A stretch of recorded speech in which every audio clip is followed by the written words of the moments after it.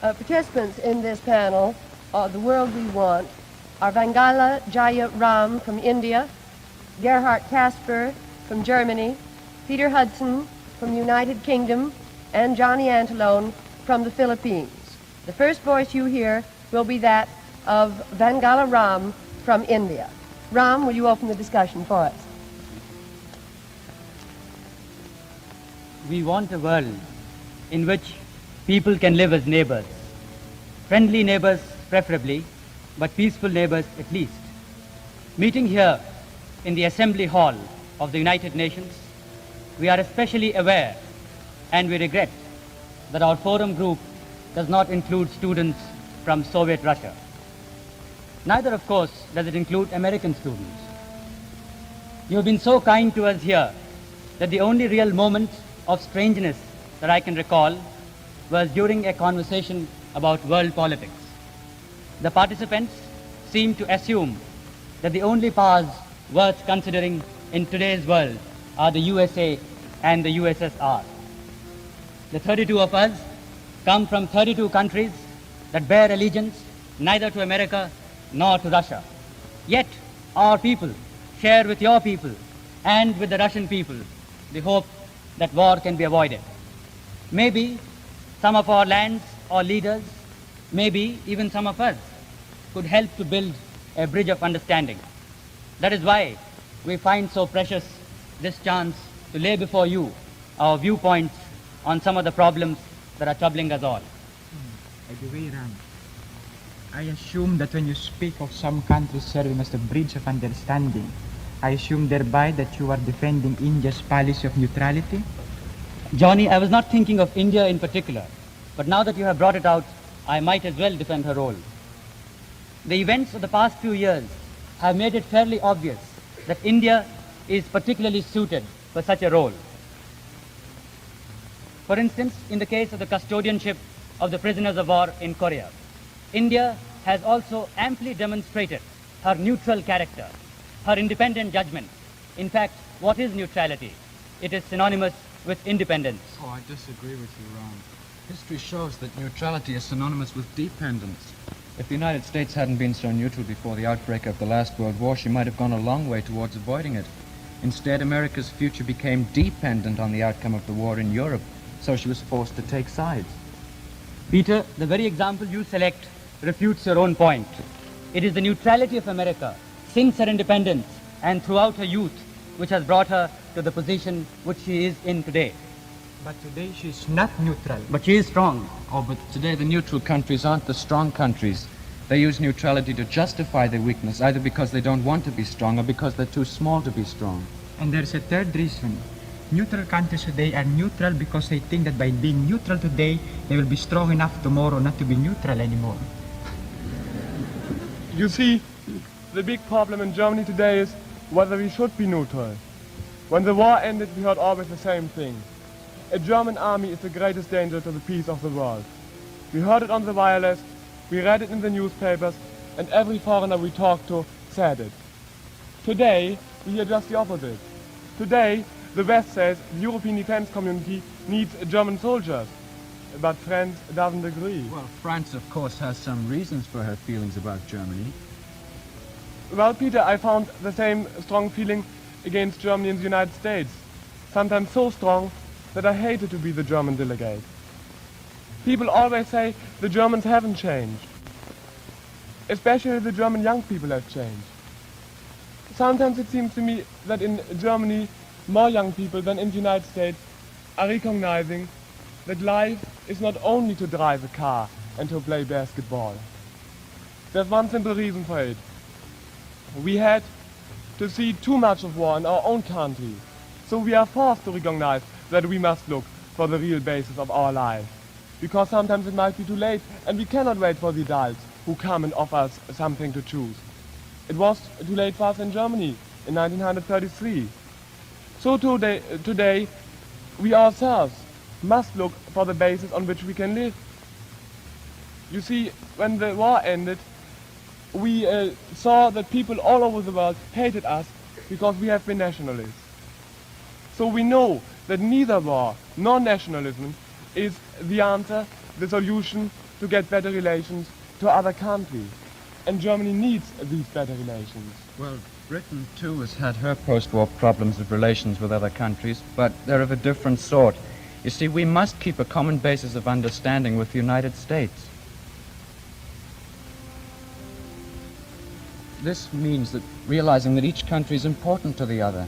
You see, the very fact that the United States wasn't even discovered when we were already a world power, that makes it difficult for us to realize that America is ahead of us. Have you forgotten, Peter, that India was a world power when Englishmen were still living in caves? We hadn't discovered you then. Well, as I was saying, there are other causes of misunderstanding. You see, the American quick-fire commercial tactics, in our opinion, they're not applicable to world politics. And you become patient with us because we don't use the same tactics. Nor do you always recognize the difference in our two temperaments. Whereas the United States sees things in black and white, Britain sees the shades in between those two colors. You would solve any problem with a stroke of a pen, just like that, whereas Britain prefers to let time take a hand in the problem. There's another source of misunderstanding, and that's the inability of quite a lot of Americans to differentiate between communism and socialism. And that makes it difficult for me because I come from a welfare state. Then, Britain accepts the fact of your power politically, but not emotionally. When we laugh at your overstatement, at your accents, at your witch hunting, it's only because we need some form of psychological uplift. You see, by laughing at you, we delude ourselves into thinking that we're your equals in power. Filipinos neither laugh nor smile at you Americans. However, because of America's role in the Philippines, I speak as a nation who trusts your motives, and I regret that not all Asians think as we do. However, they have a valid reason for it, and this is it. In trying to be friendly, you become aggressively friendly, and you ram your aid down our throats, and you tell us that you know better than we do how your aid should be used. That's right. The Point 4 aid is an example. No doubt, it is a genuine expression of the desire of America to help an economically backward country. It has helped us very much. It is also good because we have to put up matching funds ourselves, and it is therefore a truly cooperative effort. But while the principle you start off with is cooperation, it sometimes degenerates into control. For instance, you do not allow Point 4 money to be used for capital goods, even though we should want it, even though it should be desirable for us. That makes us wonder sometimes whether America wants us to be perpetual customers of theirs and not producers ourselves. Now, just a minute. Let us not generalize, Ram. That is not true in the rest of Asia. America has set up producers' industries in the Philippines, Indonesia, in Burma, and in many parts of Europe as well. Hasn't she, Gerhard? I think you are right, Johnny. She helped us in Germany to build up all our industry. But even more important, the United States is working with us to get a European Union. England, on the other hand, says that she's in favor of it, but doesn't want to be involved. Now, Britain favors a European Union, but not at the cost of her Commonwealth strength. She hasn't joined herself because a European government would necessarily have more French, German, Italian, and other continental representatives than British. The result would be that British policy would be dictated by a distinctly non-British government. I should like to ask Ram this. If Germany and France can solve the South problem by Europeanizing it, could India and Pakistan find a similar solution to the problem of Kashmir? It's very sweet of you to suggest it, but my answer to your question is a straight and simple no. Anyway, the suggestion is irrelevant. Europe already has the basis of a political organization. Asia does not. I wonder why not. Do we Europeans have more in common than Asian peoples do? The Europeans, through their imperial policy of divide and rule, have done their best to make us forget what we had in common. But now we have got rid of them. The very fact of a common colonial background gives to us Asians much in common. We are all backward economically and industrially, weak militarily. We share a common philosophy of non-violence. And most of all, we share a common enthusiasm for our freedom. And we all feel that at this young stage of our independence, to enter into a world struggle would be to lose the freedom it took us so long to get. It'd be very interesting to know what you think about the admission of China into the United Nations. I know that Chin Tai Kim, the delegate from Korea, says a very definite no. I disagree completely.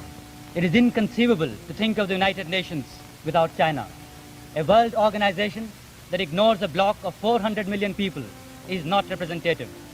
And without China, there is a danger that the UN may degenerate into an AAS. By that I mean an association of American satellites. If Russia is in the United Nations, I wonder why not China? The Soviet Union is there, and therefore China can also. Moreover, the admission of China would lessen the danger of war, for then she could take part with us in the peaceful alternatives to war, which are discussion, mediation, and arbitration. I disagree with both Ram and Kim in part. I do not believe that we should deprive ourselves of a bargaining point, and therefore I feel that China should not be admitted into the United Nations unconditionally. If she must be admitted, let us get something in exchange, like unification in Korea and the promise there of an election under UN auspices. Well, the Korean delegate says that free elections in Korea wouldn't be possible. Anyway, he says that the admission of China to the United Nations would be immoral. I admit its immorality, but this is no time now to discuss and split infinitives and discuss the fine hairs of philosophy. We must be realistic and face facts, and we in Asia must look to the future. Now it comes to me that I find it strange that you Americans think that most Asians are bound to the past. In a sense, I suppose we are. But what I admit that what struck me most about you Americans was that you discuss the future as if you think there will be one. I appreciate this especially since I come from a generation in the Philippines that is working for the future. We are one of the few countries in Asia with a young leader. Under President Magsaysay's policies, we have no past to bind us. You know how we solve the communist problem in the Philippines? By turning communists into capitalists. By giving communist people schools and land which they could call their own. That is proof, I think, that new leaders can find new solutions to old problems.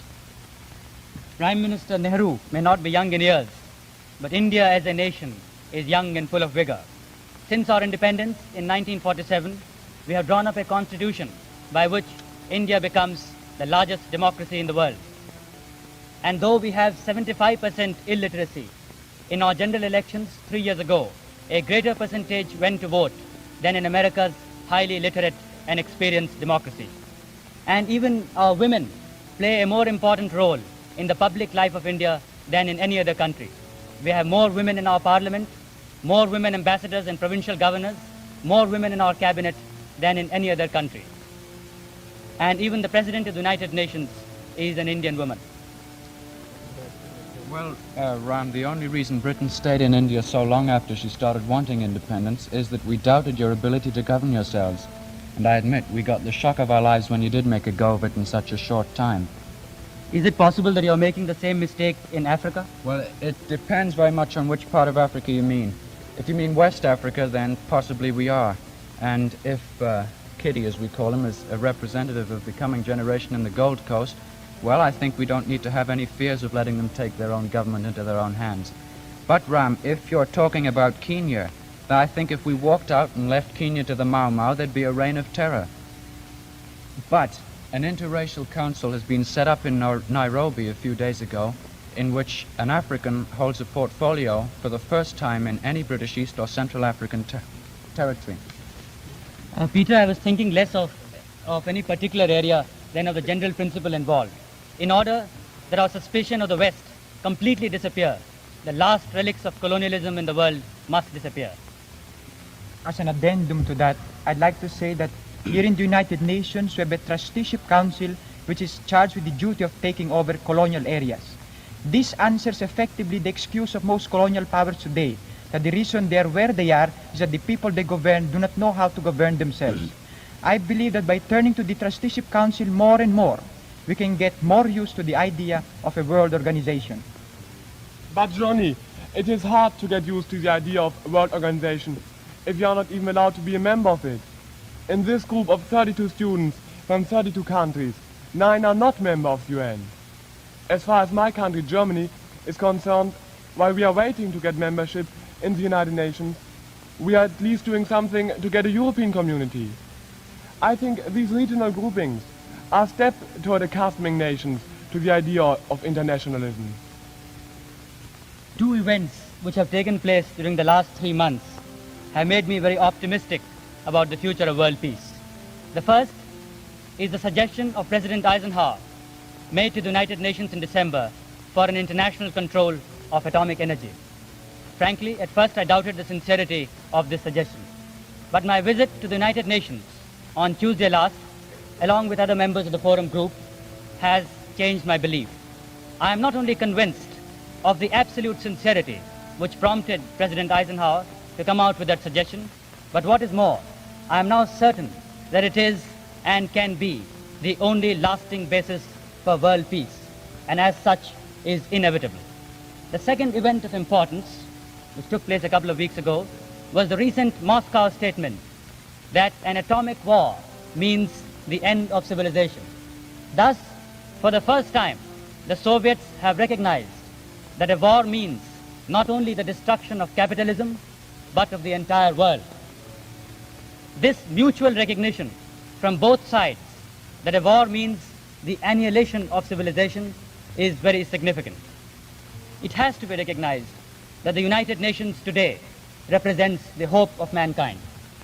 It is a concrete translation of man's desire for peace.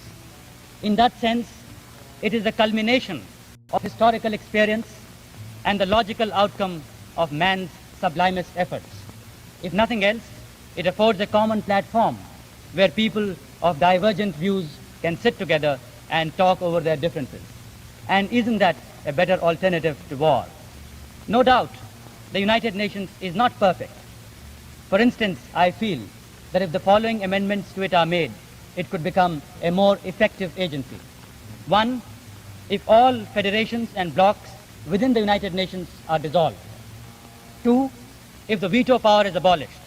3, if all independent nations are made full and equal members of the United Nations through their real governments and not through imaginary ones. 4, if there is representation on the basis of population. This, of course, would mean that the white people would be greatly outnumbered, a fact which has to be faced sooner or later. Asia has now a more important and decisive role than the power blocs want her to have. This is the time that the Asian nations must combine by having a common policy of independence in world affairs. No Asian nation must allow herself to become a satellite either of America or of Russia. No one but Asia, through a joint endeavor, can avoid a world war. By aligning themselves with one of the power blocs, an Asian nation risks her independence, and such an alignment also represents an explicit expression of a desire to fight. But that is not what the people of Asia want now. They are young and need to develop themselves economically to a full stature and not engage in a world struggle. If possible, Asia will do her best to avoid a world war. If not, she will try to keep out of it. The conflict today is not between communism and capitalism, or between totalitarianism and democracy, or between freedom and slavery. The conflict really is between the haves and the have-nots, between the few who have plenty to eat, who live in good homes, who are educated, who have medical facilities, and between those millions and millions of people in Asia and elsewhere who do not have enough to eat, who are unemployed, who sleep on road pavements, who are denied the chance of going to school, and who have no means to defend themselves against disease. And much of this due to hundreds of years of colonial domination. This maladjustment of human relations cannot be the permanent and lasting basis of world peace.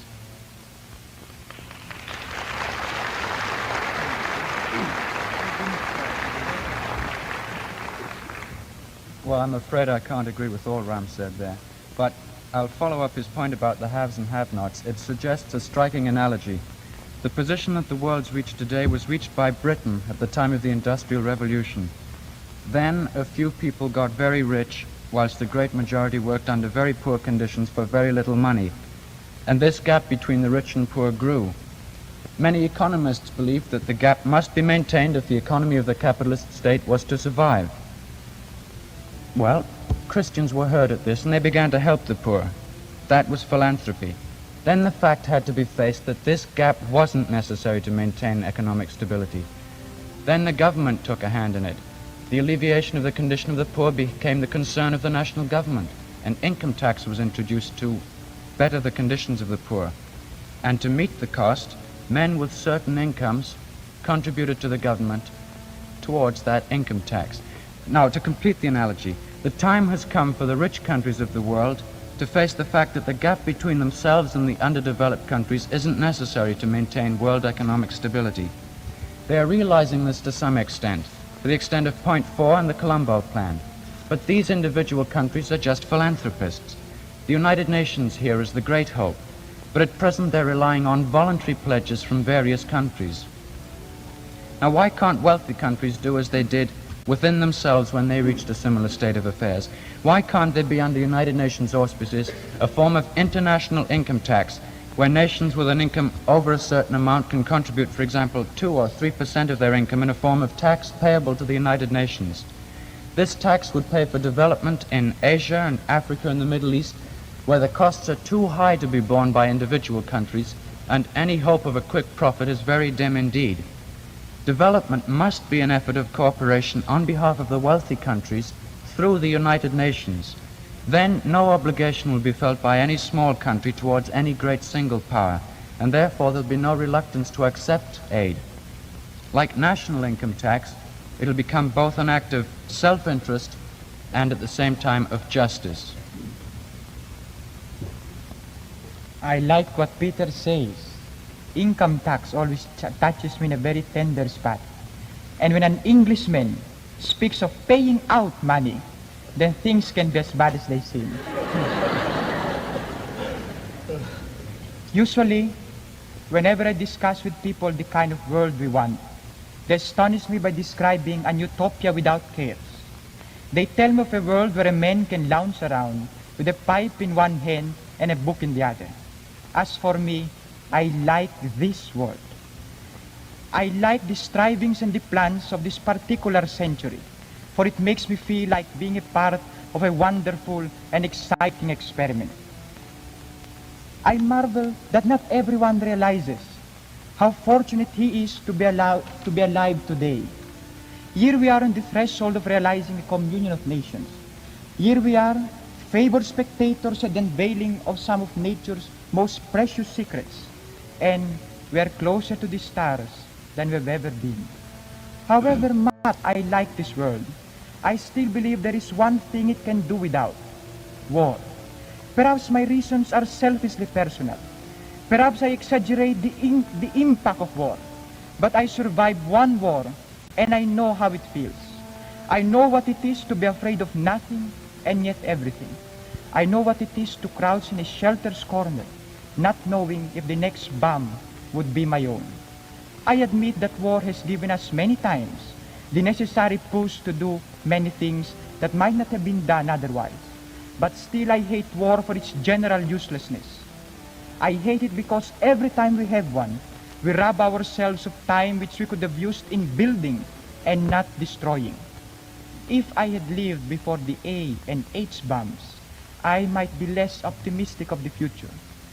But I feel that we shall enjoy peace, because I believe and I feel deeply that no nation shall start a war which none can possibly survive.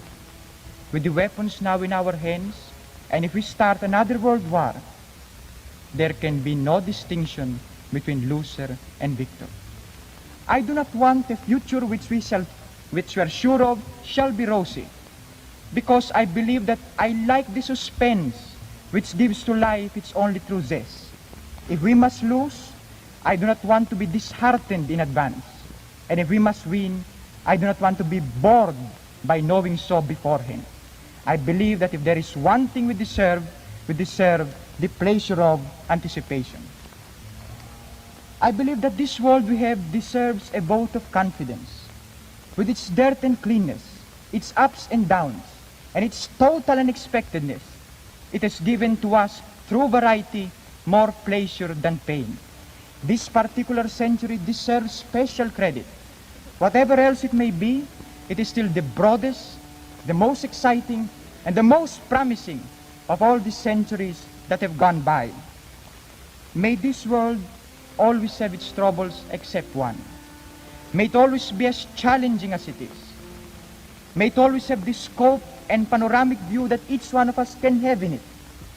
May it always be, and may it never be, a place, a soft place for soft people with soft heads. For I believe that we need the challenge, constant challenge, to bring out the nobility that is in each one of us. With such a world of such challenge and scope, our lives might never be complacent, but they shall certainly be worth living.